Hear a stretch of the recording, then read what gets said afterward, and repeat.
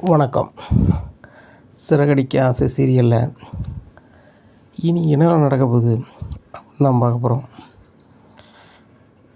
இங்கே ஸ்ருதியோட அம்மா, இதுதான் நல்ல சந்தர்ப்பம், கண்டிப்பாக ஸ்ருதியும் ரவியையும் நம்ம வீட்டுக்கு கொண்டு போகணுன்னா இதுதான் சரியான வழி அப்படின்னு சொல்லி அண்ணாமலை வீட்டில் வந்து பேசுகிறாங்க. இங்கே பாருங்கள் சம்மந்தி, இனிமேல் என் மகளும் என் மருமகனும் இந்த வீட்டில் இருக்க மாட்டாங்க, வைக்க மாட்டாங்க அப்படிங்கிறாங்க. அப்போ அண்ணாமலை சொல்கிறாங்க, என்னம்மா திடீர்னு இப்படி வந்து பேசுகிறீங்க வைக்கிறீங்க அப்படிங்கும்போது, என் மாப்பிள்ளை சரியாக தான் இருக்கார், மாப்பிள்ளை குடும்பம் சரியே இல்லை, ஏதாவது ஒரு பிரச்சனையை அண்ணன் பண்ணிக்கிட்டே இருக்கார், இதனால் எல்லாருமே வந்து எங்களை குறை சொல்லுற மாதிரி இருக்குது, ஸ்ருதி தான் புரிஞ்சிக்காமல் ஒரு வாழ்க்கையை தேர்ந்தெடுத்துட்டாங்க, நாங்கள் அப்படியே விட்டுற முடியாதுல்ல, எங்கள் வீட்டுக்கு நாங்கள் கூப்பிட்டு போகிறோம் வைக்க போகிறோம் அப்படின்னோடனே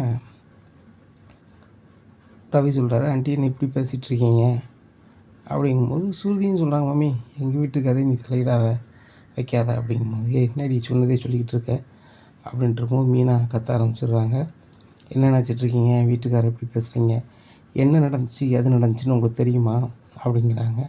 என்ன பண்ணியிருப்பார், உங்கள் புருஷன் வழக்கம் போல் தண்ணி சாப்பிட்டு வண்டி ஓட்டியிருப்பார் அப்படிங்கிறாங்க. அப்படிலாம் பண்ணுறவர்கள் என் வீட்டுக்காரர் அப்படிங்கும்போது தான் ஊரே சொல்லுது அப்படின்னுட்டு இருக்காங்க.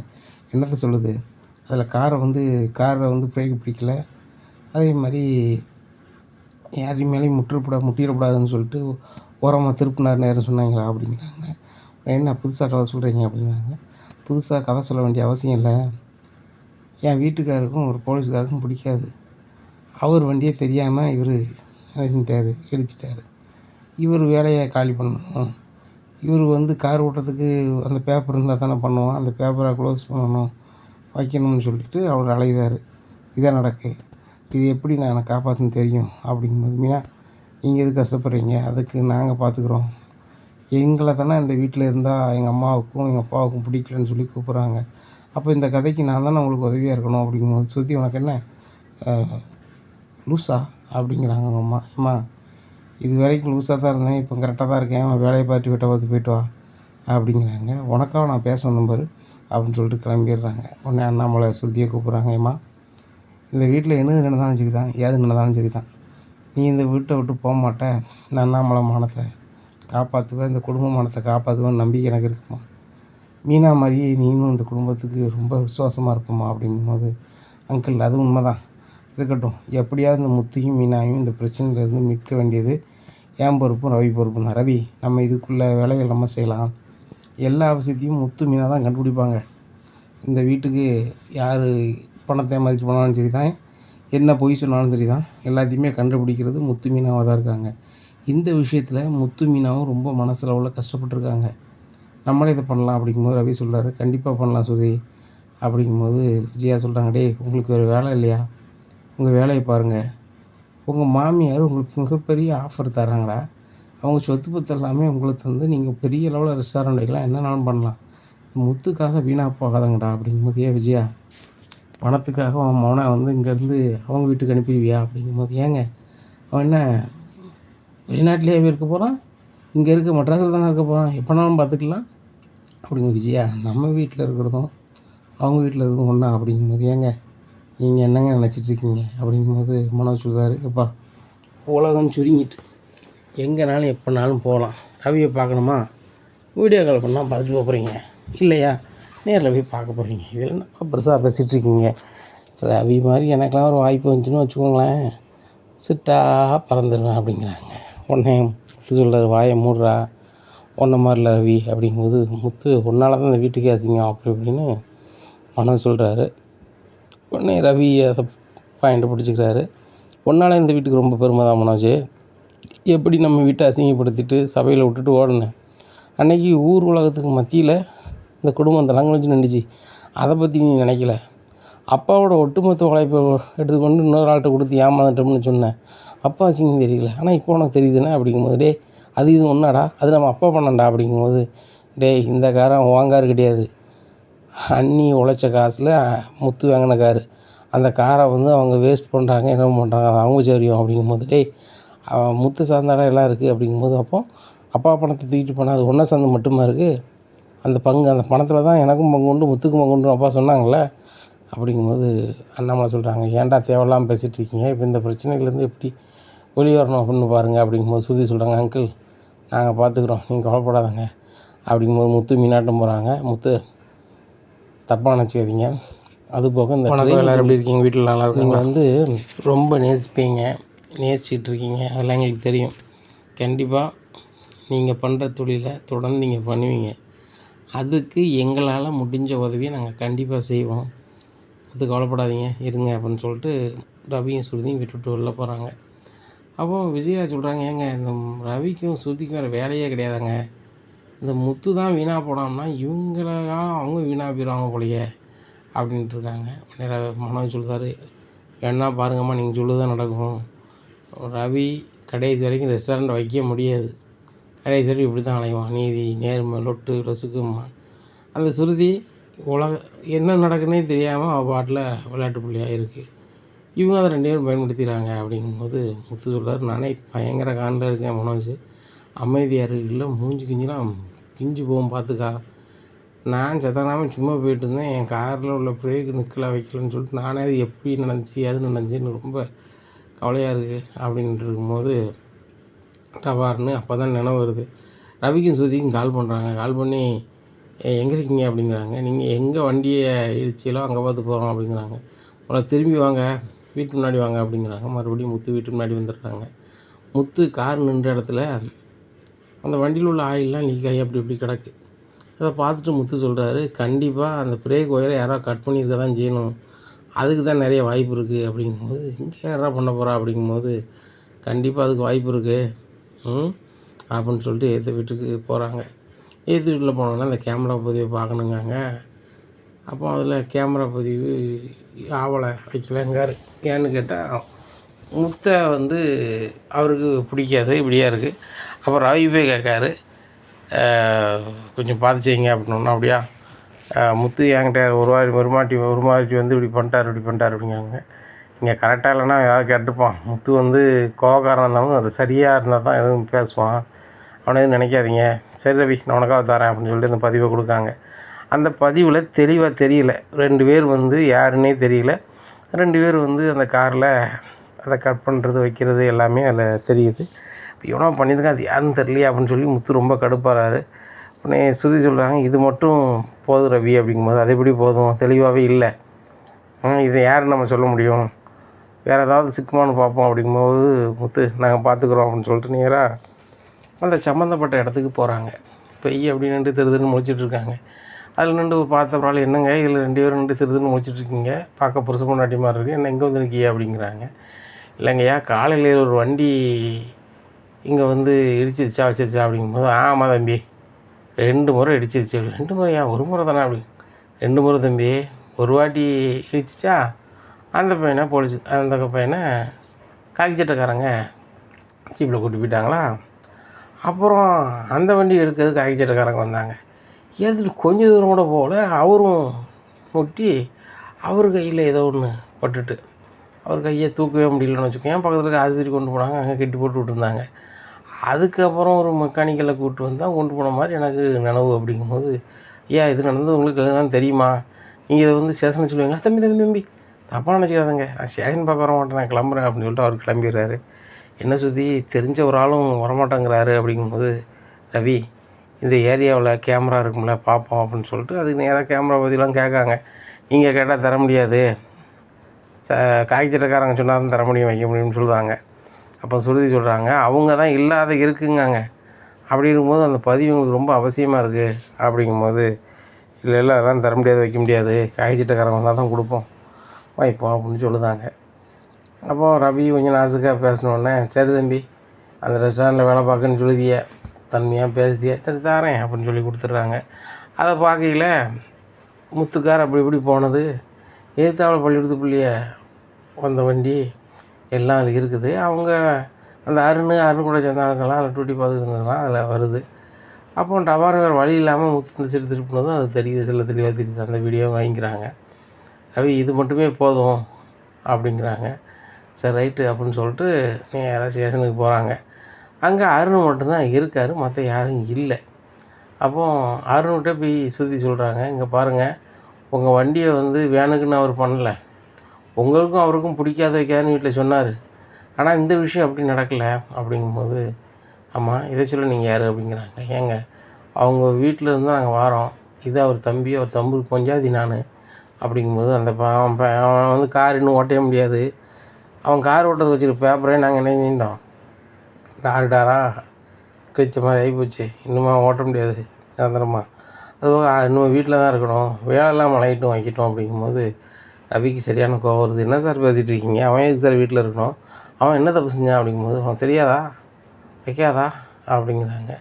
உடனே சார் எல்லாம் தெரியும் சார், அவன் காரை வந்து ஓட்ட தெரியாமல் கொண்டு விடலை, இல்லை உங்கள் மேலே இப்போ உள்ள கோவத்தில் விடலை, வண்டியில் யாரோ பிரேக்கை வந்து கட் பண்ணியிருக்காங்க சார், வச்சுருக்காங்க சார், அதெல்லாம் நம்ப முடியாது அப்படிங்கும்போது இந்த வீடியோ பாருங்கள் அப்படின்னு சொல்லி முத்து வீட்டு முன்னாடி அந்த பிரேக் கலத்தின வீடியோவும் காமிக்காங்க. அந்த சம்பவம் நடந்த இடத்துல கார் போனதையும் காமிக்காங்க. இதை பார்த்துட்டு இது வாங்கி வச்சுட்டு நீங்கள் போய்ட்டு வாங்க, நான் அதிகாரிட்ட பேசிட்டு உங்களுக்கு சொல்லுதேன் அப்படிங்கிறாங்க. உடனே சொல்கிறாங்க, என்ன சார் எங்களை பார்க்க காமெடி பீஸ் மாதிரி இருக்கா, நாங்களாம் போக மாட்டோம், என்ன அதிகாரி பார்த்து தான் போவோம் அப்படிங்கும்போது, இல்லை உங்களுக்கு நான் ஃபோன் பண்ணுறேன் வெளியே இருங்க அப்படின்னா, இந்த டாக்குமெண்ட்டோட இவர் நேராக எனக்கு ஸ்டேஷன்லேருந்து வெளியே போய் அதிகாரிக்கு ஃபோன் பண்ணி சொல்கிறார், சார் எனக்கு திடீர்னு உடம்பு முடியல, நான் வந்து எனக்கு லீவ் வேணும், நான் ஒரு ஆஸ்பத்திரி போகிறேன்னு சொல்லிட்டு அவர் போய் எடுத்துகிட்டு போயிருந்தார். இங்கே ஸ்டேஷன்லேருந்து அதிகாரி வந்துருந்தாங்க. வந்தோடனே சார் இந்த ஸ்டேஷனில் அருண் வேலை பார்த்தாரில் அவர்கிட்ட கொடுத்துட்டு விளையாடாக்க முடியும் அப்படிங்கும்போது, அருண் வேலையிலேருந்து லீவுன்னு போயிட்டானாமா அப்படின்னு. சார் இங்கே தான் இருந்தார் அப்படின்னு, இப்போ தான்மா போனார் சார், அவர்கிட்ட தான் சார் அந்த வீடியோ எல்லாம் கொடுத்தோம் வச்சோம் அப்படிங்கும்போது அருண் ஃபோன் பண்ணுறாங்க, சார் அப்படி ஒரு இதே எந்த தரல வைக்கல அப்படிங்கிறாங்க. ஸ்ருதிக்கு சரியான கோபமாகிடுது, நம்மக்கிட்ட இருந்தது ஃபுல்லாமே கொடுத்துருக்கோம், இப்போ இல்லைங்கிறாரு அப்படின்னு சொல்லிட்டு, அப்போ ஸ்ருதி என்ன ஸ்ருதி பண்ணலாம் அப்படிங்கும்போது, ஒன்றும் பிரச்சனை இல்லை, இங்கே கேமரா இருக்குல்ல அப்படின்னு சொல்லிட்டு ஃபோன் எடுத்துகிட்டு உயரதிகாரிகள்கிட்ட பேசுகிறாங்க.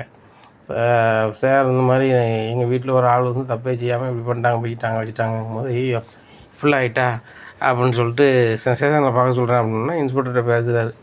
பேசினோன்னே அவர் பார்க்கும்போது தான் தெரிய வருது, அருண்கிட்ட தான் ஆதாரம் கொடுக்குறது வைக்கிறது எல்லாமே பார்க்குறாங்க. அருண் கால் பண்ணி, அருண் ஸ்டேஷனுக்கு வாங்க அப்படிங்க, சார் எனக்கு உடம்பு முடியல அப்படிங்கிறாங்க. எதுக்காக முடியாமல் போச்சுன்னு தெரியும் அருண், நீ கிளம்பி வா, நீ அந்த முத்துக்கு சொந்தக்காரங்க வந்து ஆதாரம் கொடுத்தாங்கன்னு அதை வாங்கி விட்டு உனக்கு உடம்பு சொல்கிறேன் வீட்டுக்கு போயிருக்க அப்படிங்க. சார் அப்படிலாம் கிடையாது சார், இப்படிலாம் கிடையாது சார் அப்படிங்கிறாங்க. இங்கே உள்ள கேமரா எல்லாம் பார்த்துட்டு தான் பேசுமியா, அது போக உயர் அதிகாரி பெரிய ஆள் பேசிட்டாங்க, அந்த பொண்ணு வந்து பெரிய ஒரு அதிகாரி பொண்ணு பொழுக்கு, என்ன சர்க்கார் அதிகாரி பொண்ணு பொழுக்கு, அவர் அந்த பொருளை வந்து அங்கங்கே பேசி இது பண்ணிவிட்டு இன்னும் ஒன்றும் பண்ண முடியாத கொண்டு வா அப்படிங்கிறாங்க. சார் இல்லை சார் அது இங்கே இல்லை சார், அதை அங்கே போட்டேன் இங்கே போட்டாங்க, தெரியாது தம்பி, நீ உன் வேலையை காப்பாற்றிக்கினா வா, ஏற்கனவே உன் மேலே இப்போ ஏகப்பட்ட பிரச்சனை வரப்போகுது, ஏன்னா அந்த பெரிய அதிகாரி சொல்லிட்டாரு, அந்த அருண் தான் அந்த பண்ணியிருக்காங்கன்னா அருணை சும்மா விட மாட்டான்ட்டு போன வச்சுருக்காரு அப்படின்னோடனே வேறு வழியே இல்லாமல் இப்படி சட்டை கட்டியெல்லாம் போட்டு, சார் வணக்கம் அப்படிங்கிறாங்க. வணக்கம் மட்டும் தான் இருக்கட்டும், அதை கொண்டாயா அப்படிங்கிறாங்க. சார் அது இருக்கட்டும், அந்த முத்துருடைய கார் ஓட்டத்தை நம்ம என்ன செஞ்சிட்டோம், அந்த பேப்பரை நிப்பாட்டி வச்சுட்டோம், 6 மாதம் ஓட்ட முடியாது, இப்போ நம்ம இது பண்ணோம்னா நம்மளுக்கு மைனஸ்லாம் வரும் அப்படிங்கும்போது, நீ தான் எல்லாத்துக்கும் பண்ணியிருக்க, ஏன்னா நம்ம ஏட்டையாவை கூட இப்படி ஆயிருக்கு, அதை கூட நீ சொல்லலை வைக்கல, நீ வந்து இப்படிலாம் பண்ணியிருக்க அப்படிங்கும்போது ஏட்டையாவும் சொல்லிதான். ஆமாம் சார் நான் சொல்லணும்னு நினச்சேன் உங்கள்கிட்ட சொல்லிடக்கூடாதுன்னு அருண் தான் சார் என்கிட்ட சொன்னாப்புல அப்படிங்கும்போது மெக்கானிக்கலும் வர்றாரு. சார் அன்றைக்கி ஸ்டேஷன்லேருந்து கூட்டி போய் இது பண்ணாங்க, எனக்கு பைசாவே தரல அப்படிங்கும்போது, தம்பி நீ தான் அந்த காரை சரி பண்ணதா அப்படிங்கிறாங்க. ஆமாம் சார் நான் தான் சரி பண்ணேன், அந்த காரினுடைய பிரேக் இது யாரோ கட் பண்ணியிருக்காங்க, அது நல்லாவே தெரியுது, அதை சொல்லிட்டு தான் சார் போனேன், ஆனால் வந்து காசு கொடுக்கன்னு சொன்னாங்க, கொடுக்க இல்லை அப்படிங்கும்போது அவர் கையிலேருந்து காசு கொடுக்காரு. போய்ட்டா தம்பி அப்படிங்க. அருண் நீ பண்ணது ரொம்ப தப்பு, இவங்க எல்லாத்துக்குமே இது வச்சுருக்காங்க, உன்னை சும்மா விட மாட்டாங்க அப்படிங்கும்போது ஸ்ருதி சொல்கிறாங்க. கண்டிப்பாக நான் சும்மா விட மாட்டேன், அந்த முத்தும் மீனாவும் அவங்க நாடு உழைச்சி சாப்பிட்டுட்டு இருக்காங்க, அதுபோக முத்து கோபக்காரர் தான், ஆனால் அவர் ஒன்று பண்ணுதாருன்னா அது கண்டிப்பாக நியாயம் இருக்குன்னு எனக்கு நல்லாவே தெரியும், இந்த முத்தை இவங்களுக்கு பிடிக்காதனால அப்படியே பண்ணிகிட்ருக்காரு சார், இதை சும்மா விடக்கூடாது அப்படின்னோடனே விடுங்கம்மா இவங்க சேஷன் வேலை பார்க்கார வைக்காரு, அவருக்கு வேலைக்கு இடைஞ்சிடக்கூடாது அப்படிங்கும்போது, சரி சார் நான் நம்ம பண்ண மாட்டேன் மேடம், நான் பண்ண மாட்டேன் அப்படிங்கிறாங்க. உங்கள் நடிப்புல நாங்கள் ஆள் கிடையாது ஸ்ருதி, சும்மா விடாத அப்படிங்கும்போது, அமையாக விட போகிறோம் அப்படின்னு சொல்லிட்டு மறுபடியும் அந்த உயரதிகாரிகிட்ட பேசுகிறாங்க. பேசணுன்னே இங்கே இருக்க பெரிய அதிகாரிகிட்ட சொல்லுதாங்க, இந்த மாதிரி அந்த பொண்ணுகிட்ட ஒரு பேப்பரில் எழுதி வாங்கிட்டு அந்த அருண் வேலை என்ன செய்வீங்களோ அதை செய்யுங்க அப்படிங்கும்போது, சார்னு அருண் கெஞ்சி பார்க்காரு, இங்கே நடக்கலை, இங்கே ஸ்ருதி கோவத்தில் பேப்பரில் எழுதி கொடுத்துருந்தாங்க. கொடுத்தோன்னா 6 மாதம் உனக்கு வேலை கிடையாது, 6 மாதம் கழிச்சு வா, அதுக்கப்புறம் என்னன்னு விசாரிச்சவருக்கு தான் தெரியும் வேலையை பற்றி. அப்படிங்கும்போது வெளியே வந்தோன்னே சுருதியும் முத்து ரவிட்டையும் சொல்லுதாங்க, உங்கள் முத்து மட்டும்தான் எனக்கு எதிராக இருந்தால் இப்போ நீங்கள் இருக்கீங்க, உங்களை சும்மா விட மாட்டேன். அப்படிங்கும்போது சுருதி சொல்கிறாங்க, உன்னெல்லாம் பார்க்க காமெடி பீஸ் மாதிரி தான் இருக்குது, உன்னோட பெரிய பெரிய அதிகாரி எனக்கு தெரியும், நான் பார்த்துக்கிறேன் அப்படின்னு சொல்லிட்டு இது பண்ணும்போது பின்னாடியே வராரு. நீங்கள் என்ன பண்ணாலும் அவன் கார் ஓட்ட முடியாது, அதான் பண்ணியாச்சுல வச்சாச்சுல அப்படிங்கும்போது, சூப்பர் தங்கம் சூப்பரு, இப்போ நீ என்கிட்ட பேசினது கூட இது வீடியோவாக என்கிட்ட இருக்குது அப்படின்னோடனே அரண்டுறாரு. ஆஹா இப்படி ஆகி போச்சு போலுக்கு அப்படின்னு சொல்லிட்டு நேராக இதை கொண்டு போய் அந்த கார் ஓட்ட பேப்பரை கேன்சல் பண்ண ஆள்கிட்ட நேராக போகிறாங்க. இதை பார்த்துட்டு ஓ இப்படியும் நடந்திருக்கா, அப்போ அந்த தம்பி மேலே எந்த தப்பும் இல்லையா அப்படின்னு சொல்லி அதையும் கேன்சல் பண்ணிட்டாங்க. அவர் கார் ஓட்டலாம் அப்படிங்கிற நிலைமை வந்துடுது.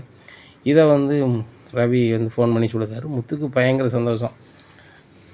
என்ன அது சரியானவொன்னு நேராக முத்தை கூப்பிட்டு ஸ்டேஷனுக்கு மறுபடியும் வராங்க. கார் சாவியும் வாங்குதாங்க. வாங்கிட்டு முத்து மீனாவும் அவங்க அம்மா கோயிலுக்கு போவாங்கள்ல, அந்த பொன்னியம்மன் கோயிலில் போய் சாமி கும்பிடுதாங்க. அப்போ அதில் உள்ள பொம்பளையாள் சொல்லுதாரு, அதில் உள்ள சாமி கும்பிடுற பொம்பளையாள் சொல்லுதாங்க, ஏம்மா அவங்க கிரவம் பூரா நீங்கிட்டுமா, இன்னும் ரொம்ப நல்லா இருப்பீங்க புருஷன் பொண்டாட்டியும் அப்படின்னோடனே அவங்க மீனாவுக்கு ரொம்ப சந்தோஷம். உடனே பூசாரி பூஜை இதெல்லாம் பண்ணி அவங்க 2 பேருக்கும் ஆளுக்கு ஒரு மாலையை போட்டு விடுதாங்க.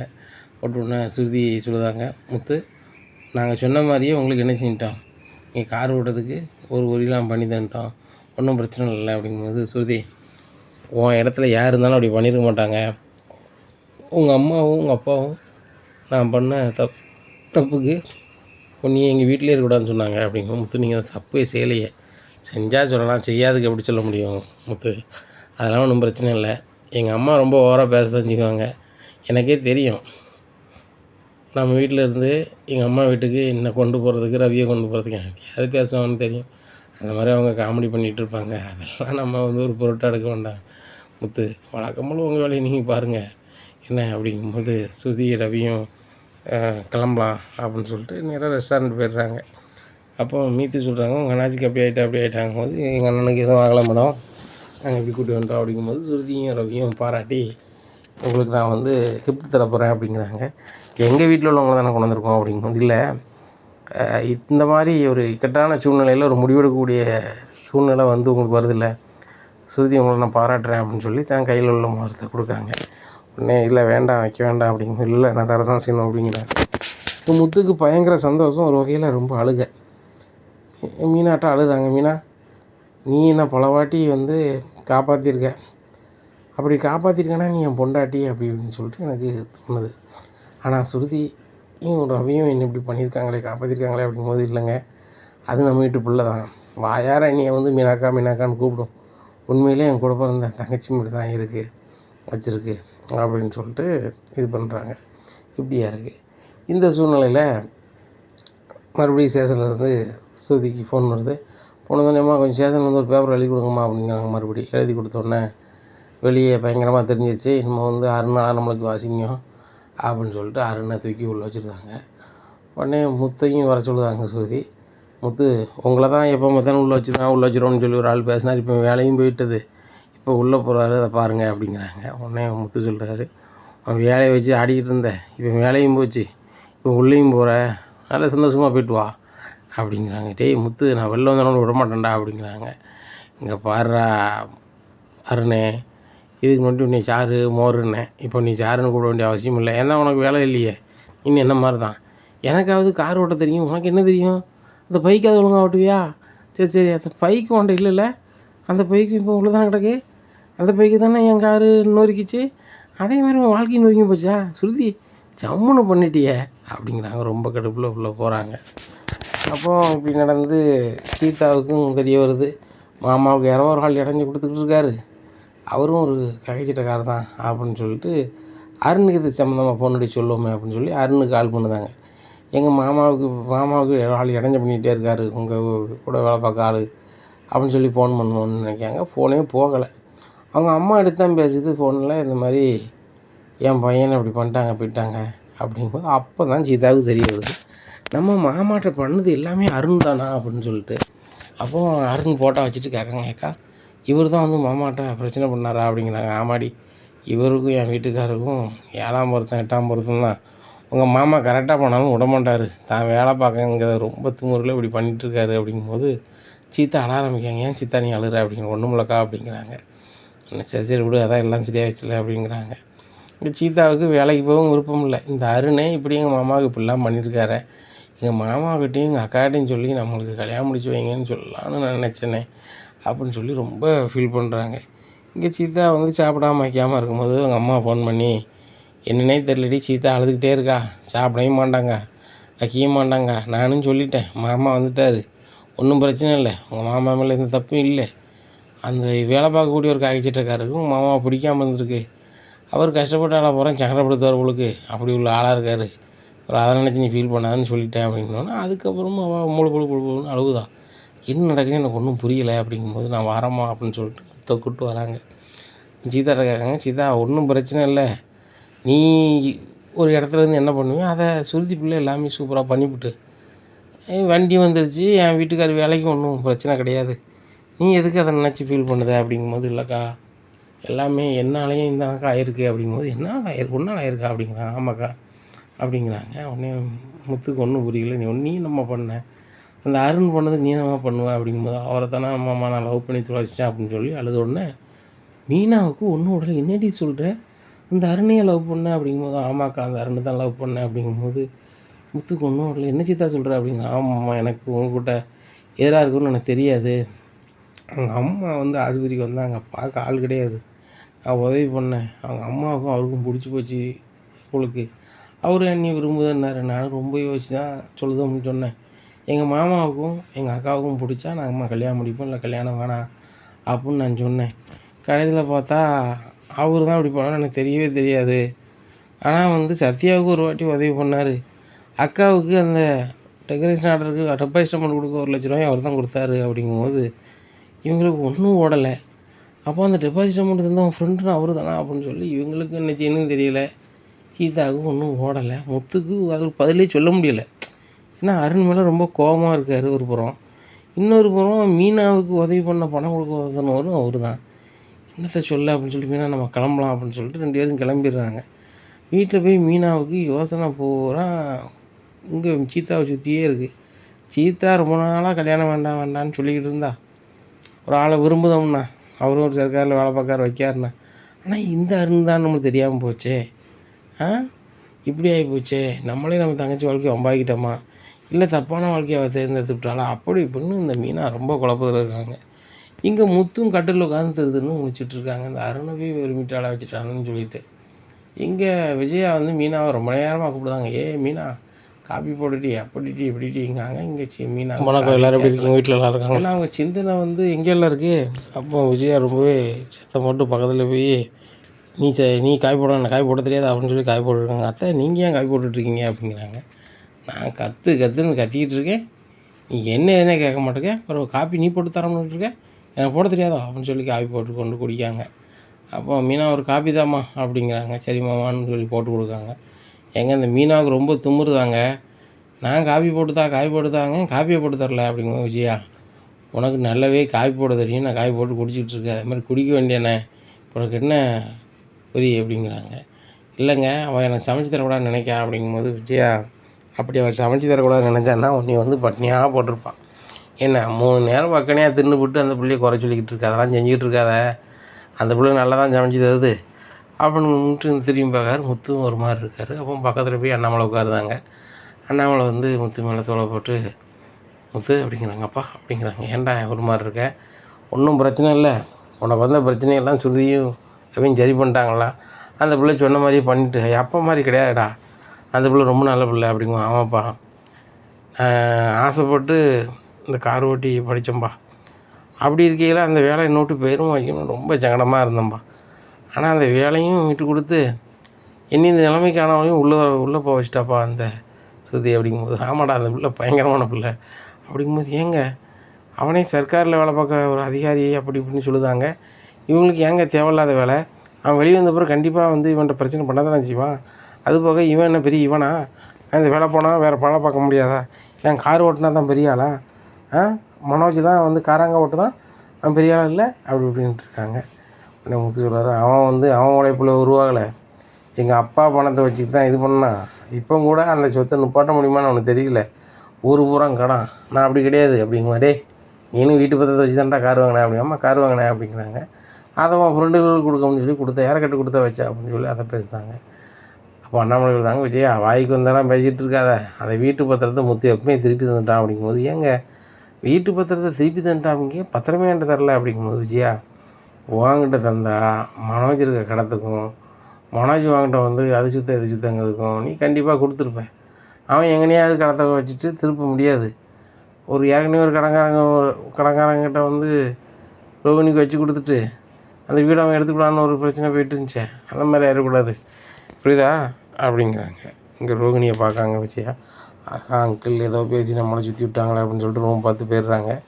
இங்கே ரோகிணிகிட்ட மோரையை தூக்குறாங்க மனோஜ். உன்னால் எங்கள் அம்மா வந்து எவ்வளோ சங்கடத்தை அனுப்பிக்காங்க தெரியுமா, அதுபோக நீ பணக்காரி அப்படி இப்படின்னு சொல்லி ஏமாற்றி வீட்டுக்கு வந்துட்டேன் அப்படியே. மனோஜ் என்ன மனோஜ் பேசிகிட்டு இருக்கீங்க, இப்படியே தான் பேசிகிட்டு இருப்பீங்களா, என்கிட்ட நீங்கள் பேசவே மாட்டிங்களா, உங்களுக்காக தானே அந்த வீட்டில் இருக்கேன், நீங்களே இப்படி நடந்துக்கிட்டா எப்படி அப்படி இப்படின்னு சீனை போடுறாங்க. நீங்களாம் இப்படி என்கிட்ட பேசவே பேசாத அப்படின்னு சொல்லிட்டு அவர் கடுப்பில் ரொம்ப டொல்ல போயிடுறாரு. இங்கே ஸ்ருதி ரவியும் வந்து இந்த வீட்டில் எல்லோரும் என்ன தெரியாமல் நினச்சிட்டு இருப்பாங்க, கண்டிப்பாக கொஞ்சம் மனசை மாற்றணும்னு சொல்லிவிட்டு அவங்க வெளியிலேருந்து சாப்பாடுக்கு பழம் கொண்டு வந்து சாப்பிடுங்க வைக்கிறாங்க. எல்லாருமே நல்லா சாப்பிட்றாங்க. இங்கே மீனாவுக்கு முத்துக்கு மட்டும் மனதுக்கு சரியில்லை, இந்த சீதா வந்து இப்படி தவறான ஒரு வாழ்க்கையை தேர்ந்தெடுத்துட்டாளே அப்படின்ட்டு. மறுநாள் காலையில் விடியுது. அப்போ முத்து மீனாக்கிட்ட தனியாக பேசணும் அப்படிங்கிறாங்க. என்னங்க அப்படிங்கிறாங்க. நான் கொஞ்சம் வெளில போய் பேசலாம் அப்படின்னு சொல்லிட்டு மீனாவை கூப்பிட்டு போய் ஒரு இடத்துல பேசுதாங்க. பாரு மீனா, எனக்கும் அருணுக்கும் பிடிக்காது தான், என்ன எனக்காக ஏன் சீதா வாழ்க்கையை சங்கடப்படுத்தணும் அப்படிங்கும்போது, இல்லைங்க இருக்கட்டும், உங்களுக்கு பிடிக்காத ஆள் கூட வாழ்க்கை வேண்டான்னு அவளே முடிவு எடுத்துட்டா வச்சுட்டா அப்படின்ட்டு இருக்காங்க. இல்லை சீதா பிடிக்கும் விதமான வாழ்க்கையை இது பண்ணட்டும், நான் வேணா அவங்க வீட்டுக்கு வராமல் போகாமல் இருக்கேன் அப்படிங்கும்போது, இல்லைங்க அது சரி வராது அப்படின்னு சொல்லிட்டு மீனா முடிச்சுக்கிறாங்க. இங்கே அருணோட அம்மா வந்து சீதாவை பார்க்க வராங்க.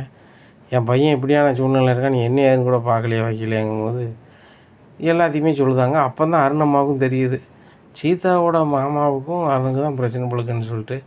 அப்போ அது உங்கள் மாமா தானே அப்படிங்குமா, அம்மா அப்படிங்குமா. ஐயோ, அப்போ உன்னையே வந்து அருணுக்கு கல்யாணம் முடிச்சு கொடுக்க மாட்டாங்க போலே அப்படிங்கும்போது, நானே கல்யாணம் முடிக்க மாட்டேன், எங்கள் மாமாவை பார்க்கும்போது அப்படி பண்ணியிருக்காரு, அது போகும் கஷ்டப்பட்டாலனாலே உங்கள் பையனுக்கு பிடிக்காதான், என்கிட்ட வேறு மாதிரி நடந்துக்கிட்டார், அங்கே வேறு மாதிரி நடக்காரு, ஆனால் ஒரு உதவி பண்ணியிருக்காரு, என்னென்னா இந்த மாதிரி எங்கள் அக்காவுக்கு ஒரு டெக்கரேஷன் ஆர்டருக்கு இருக்கையில் பணம் கொடுத்து உதவி இருக்கார்.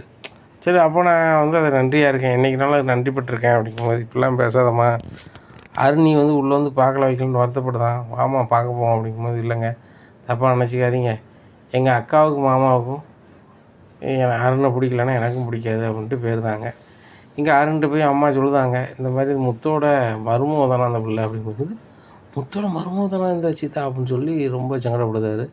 இந்த முத்து வந்து ஏற்கனவே என்ன பிடிக்காது, என்னை உள்ளே போச்சான், இப்போ என்னென்னா என் லவ் பண்ணது பிள்ளையே நீ கல்யாணம் முடிக்காத அளவுக்கு ஆகிட்டானே அப்படின்னு சொல்லிட்டு மேலும் கடுப்புக்கு மேலே கடுப்பாகிறாரு. இங்கே சீதாட்ட பேசணும் அப்படின்னு சொல்லி முத்து நினச்சிட்டு இருக்காரு. இப்படி நாட்கள் 2-3 நாள் போகுது. அவங்க கூட வேலை பார்க்குற ஆஸ்பத்திரிக்கு போகிறாங்க. போய் இந்த மாதிரி சீதாவாங்க அப்படிங்கும்போது, அவள் ஆஸ்பத்திரிக்கு வரானே தினம் வந்து பழைய மாதிரி இல்லை, ஒத்தியில் ஃபீல் பண்ணிகிட்டே இருக்கா, நீங்கள் போய் பேசுங்கண்ணே அப்படின்னு பேசுகிறாரு. எதுவும் கவலைப்படாத, உன் வாழ்க்கை வந்து நல்லதாக இருக்கும் அப்படிங்கும்போது, இல்லாமம்மா அந்த வாழ்க்கையை நான் மறந்துட்டேன், அருணை வச்சுலாம் பேசாதீங்க, எனக்கு கல்யாணமே வேண்டாம் வைக்க வேண்டாம் அப்படி இப்படிங்கிறாங்க. உடனே முத்து சொல்ல, அதை பற்றியே பேச வரல, நீ ரொம்ப சங்கடமாக இருக்கியாம்மா அதான் பேச வந்தேன் அப்படிங்கிறாரு. அப்படியாம்மாம்மா, சரி மாமா எதுவும் சாப்பிட்றீங்களா மாமாங்கிறாங்க. ஒன்றும் இல்லை அப்படின்னு சொல்லிட்டு கிளம்பிட்டு மீனாட்டு வந்து, மீனா பாரு சீதா வந்து அருணை ரொம்ப விரும்புகிறான், எனக்கும் உனக்கும் நமக்கும் பிடிக்காமல் இருந்தாலும் அவளுக்கு பிடிச்சிருக்குல்ல, பேசாமல் அருணையே சீதா கல்யாணம் முடிச்சு வச்சிடலாம் பார்த்துக்கலாம் அப்படிங்கும்போது, இல்லைங்க அது சரியாக வருமானு தெரில, நம்ம தான் அருணை உள்ளே அனுப்பியிருக்கோம், வேலையை நம்ம வச்சு விட்ருக்கோம், அது சரியாக வராதுங்க, முதல் கோணல் முற்றிலும் கோணலும்பாங்க, அதனால் கொஞ்சம் யோசிச்சாங்க செய்யணும் அப்படிங்கிறாங்க. சீதாட்ட சொல்லும் போது சீதா இல்லை இப்படி ஒரு வாழ்க்கை வேண்டாமம்மா விட்டுருங்கன்றாங்க. அங்கே அருணும் வெளில வந்த பிறகு முத்தோட மருமகன்னு தெரிஞ்ச பின்னாடி எனக்கு அந்த பொண்ணு வேண்டாம் வைக்க வேண்டாங்கும்போது அருண் அம்மா சொல்லுதாங்க, டேய் அப்போ நீ உண்மையாகவே வந்து அந்த சீதா விரும்பலையா அப்படிங்க. உண்மையாக தான் விரும்பினேன், என்றைக்கு முத்தோட மருமகன்னு தெரிஞ்சோ அன்றைக்கி எனக்கு வேண்டாம் அப்படிங்கும்போது, டேய் அப்போ நீ மனுஷனே கிடையாடா, நான் வளர்த்த வளர்ப்பு பொய்யாடா, அந்த பிள்ளைய விரும்பிட்டு நீ வேறு கல்யாணம் முடிப்பியா அப்படிங்கும்போது, இல்லைம்மா எனக்கு வேறு கல்யாணம் வேண்டாம், இன்னும் வேண்டாம் அப்படி இப்படிங்கிறாங்க. இல்லைடா வீட்டு மருமகனா அது சீதா தான், இல்லைன்னா நான் யாரையுமே இந்த வீட்டு மருமகளை ஏற்றுக்க மாட்டேன் அப்படின்னு சொல்லி அவங்க அம்மா அழ ஆரம்பிக்காங்க. இங்கே அருணுக்கு என்ன செய்யனே தெரில. இந்த முத்து தான் நம்ம வேலையையும் குறைச்சி விட்டு உள்ளே அனுப்பி விட்ருக்கான். இப்படி இருக்க இந்த சூழ்நிலையில் அந்த வீட்லேயே நம்ம கல்யாணம் முடித்தா லாயக்கப்படுமா அப்படின்னு சொல்லி திருன்னு முழிக்காரு. இங்கே முத்துக்கு எப்படி இதை பேசி ஒழுங்கு பண்ணி அருணுகிட்ட சரியாக போகிறதுன்னு தெரியல. அப்போ இது சம்மந்தமாக செல்வத்துட்டு பேசுகிறாங்க. செல்வம் சொல்லுவார், முருகனுக்கு அவர் ரொம்ப தோசு தானே, முருகனை வச்சு அதை சரி பண்ணி இது பண்ணிடுவோம் அப்படின்னு முருகனை ஃபோன் அடித்து வர சொல்லுதாங்க கார் ஸ்டாண்டுக்கு. இனி என்ன நடக்கும் அப்படிங்கிறத பொறுத்து வந்து பார்க்கலாம். நம்ம சேனலை நீங்கள் கொஞ்சம் மறக்காமல் லைக் அண்ட் சப்ஸ்கிரைப் பண்ணுங்கள். நன்றி, வணக்கம்.